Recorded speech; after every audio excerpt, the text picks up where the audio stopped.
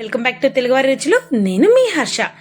ఈరోజు మటన్ తో కాస్త స్పెషల్ రెసిపీ తెలుసుకుందామా? మటన్ ని మనం స్పైసీగానే తిని ఉంటాం, కానీ ఈ స్పైసీకి కాస్త పులుపు తగిలేలాగా, అందులోనూ ఇంకాస్త గ్రేవీ ఉండేలాగా మటన్ మామిడికాయ రెసిపీని ట్రై చేద్దాం. ముఖ్యంగా ఇది గోదావరి జిల్లాలో చాలా ఫేమస్ అండి. మరి ఈ మటన్ మామిడికాయ కూరని నా స్టైల్లో ఇంకాస్త స్పెషల్ టేస్ట్ తో ప్రిపేర్ చేయాలి అనుకుంటే రెసిపీని చూడడానికి లేట్ చేయకుండా చలో మరి కిచెన్ కి. ఈ మటన్ మామిడికాయ కూరని ప్రిపేర్ చేయడానికి నేను 1/2 kg వరకు మటన్ తీసుకున్నానండి. దీన్ని ఆల్రెడీ శుభ్రంగా వాటర్ లో కడుక్కొని ముందుగానే రెడీ చేసుకున్నాను.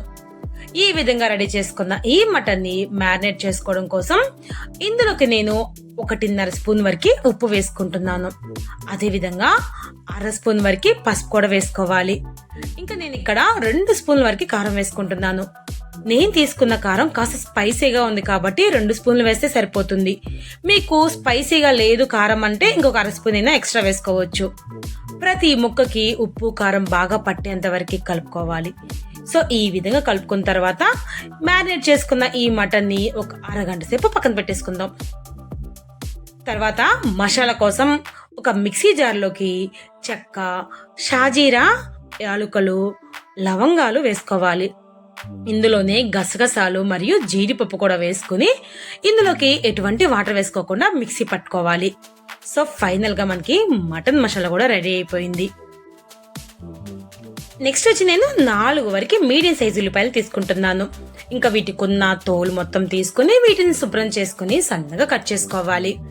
ఈ విధంగా సన్నగా అయినా కట్ చేసుకోవచ్చు, లేదంటే మనం ఉల్లిపాయల్ని మిక్సీ పట్టైనా సరే కర్రీ ప్రిపేర్ చేసుకోవచ్చు. బట్ నేనైతే ఇక్కడ ఈ విధంగా కట్ చేసుకునే కర్రీలోకి వాడుకుంటున్నాను. తర్వాత మనం మటన్ ని ముందే ఎందుకు మ్యారినేట్ చేసుకున్నామంటే, మటన్ ఈ విధంగా మ్యారినేట్ చేసుకోవడం వల్ల కర్రీ ప్రిపేర్ చేసుకునేటప్పుడు మటన్ ముక్క సాఫ్ట్ గా అవుతుంది. కొన్నిసార్లు ముదురుగా ఉంటుంది కదండి, ఆ టైంలో కూడా ఈ విధంగా మ్యారినేట్ చేసుకుంటే సరిపోతుంది. సో ఇదే విధంగా 4 వరకు పచ్చిమిర్చిని కూడా కట్ చేసుకుని రెడీ చేసుకున్నాను. ఇంకా మనకు కావాల్సిన ప్రిపరేషన్ అంతా రెడీ అయిపోయింది. ఇంకా కుకింగ్ ప్రొసీజర్ వచ్చేసరికి ఈ కర్రీ ప్రిపరేషన్ కోసం అయితే నేను ప్రెషర్ కుక్కర్ తీసుకుంటున్నాను. ఇందులోకి కాస్త ఎక్కువగానే ఆయిల్ వేసుకుని అందులోకి 2 బిర్యానీ ఆకుల్ని తుంచుకుని వేసుకుని ఈ విధంగా జస్ట్ ఫ్రై చేసుకోవాలి. ఇందులోకి కట్ చేసుకున్న ఉల్లిపాయల ముక్కలను కూడా వేసుకోవాలి. ఈ ఉల్లిపాయని పచ్చిమిర్చిని వేసుకున్న తర్వాత మీడియం ఫ్లేమ్ లో ఉంచుకుని చక్కగా లైట్ గా ఎరుపు రంగు వచ్చేంత వరకు వీటిని మనం ఫ్రై చేసుకోవాలి. నాన్ వెజ్ ఐటమ్స్ లో అన్నిటికన్నా మటన్ ప్రిపేర్ చేయడం కాస్త ఎక్కువ టైం పడుతుంది అనుకుంటారు, కానీ ఈ విధంగా కుక్కర్ లో ప్రిపేర్ చేస్తే చాలా ఫాస్ట్ గా కుకింగ్ ప్రొసీజర్ అయిపోతుందండి. అదే విధంగా కర్రీ కూడా చాలా టేస్టీగా ఉంటది.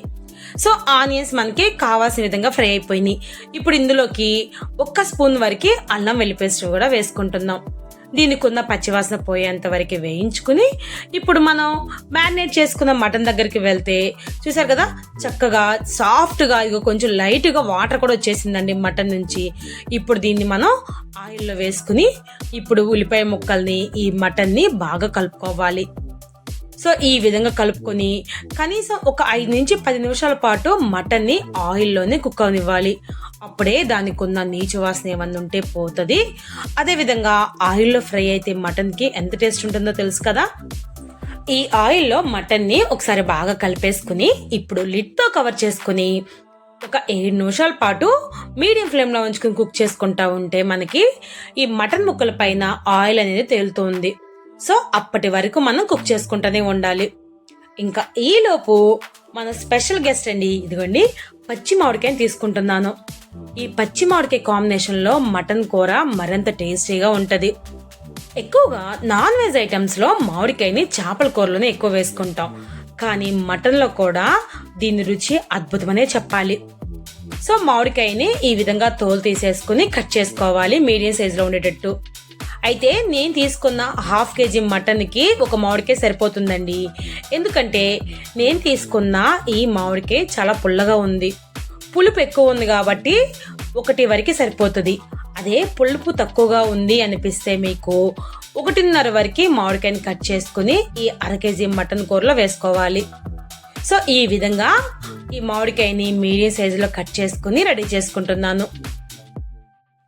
ఇలా మామిడికాయతో ప్రిపేర్ చేసిన మటన్ కర్రీని పిల్లలు పెద్దవాళ్ళు చాలా ఇష్టంగా తింటారండి. అందుకని కంపల్సరీగా ప్రతి ఒక్కరు ట్రై చేయాల్సిన రెసిపీ.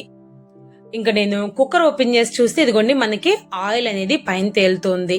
సో మనకి మటన్ ముక్క మంచిగా కుక్ అయిపోయింది. ఇంకా ఇందులోకి కావాల్సిన ఇంగ్రీడియంట్స్ కూడా వేసుకోవాలి. ఒకసారి ఉప్పు కారం చెక్ చేసుకుని ఏమన్నా తక్కువైతే వేసుకోవాలి. నాకైతే అన్ని కరెక్ట్గా ఉన్నాయండి. ఇందులోకి నేను మిక్సీ పట్టుకున్న మసాలా పౌడర్ని కూడా వేసుకుంటున్నాను. ఈ మటన్ మసాలా వేసుకున్న తర్వాత ఇందులోకి 1/2 స్పూన్ వరకు ధనియాల పొడి కూడా వేసుకుని ఒకసారి బాగా కలుపుకుంటున్నాను. ఇప్పుడు అంతా బాగా కలిసిన తర్వాత ఇందులోకి మనం కట్ చేసుకున్న మామిడికాయ ముక్కలను కూడా వేసుకుంటున్నాం. మామిడికాయ ముక్కలతో పాటు కొంచెం కొత్తిమీరని కూడా కట్ చేసుకుని వేసుకోవాలి. ఇవన్నీ వేసుకుని ఒకసారి బాగా కలుపుకోవాలి. ఇంకా ఇందులోకి మటన్ ముక్క మునిగేంత వరకు, అంటే 1/2 గ్లాస్ వరకు నాకు వాటర్ పట్టింది. ఇప్పుడు ఈ 1/2 గ్లాస్ వరకు వాటర్ పోసేసుకుని ఇంకొకసారి కలుపుకుని ఇప్పుడు ఈ కుక్కర్ మూత పెట్టుకుని చక్కగా హై ఫ్లేమ్లోనే ఉంచుకుని 3 విజిల్స్ వచ్చేంత వరకు ఉడికించుకోవాలి.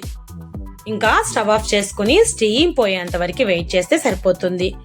ఈ విధంగా మనకి మటన్ని కుక్కర్లో ఉడికించుకోవడం వల్ల ఎటువంటి మటన్ అయినా సరే, అంటే కొన్నిసార్లు మనకి మటను ముదురుగా ఉండి ఉడకడానికి గంటలు టైం పడుతుంది.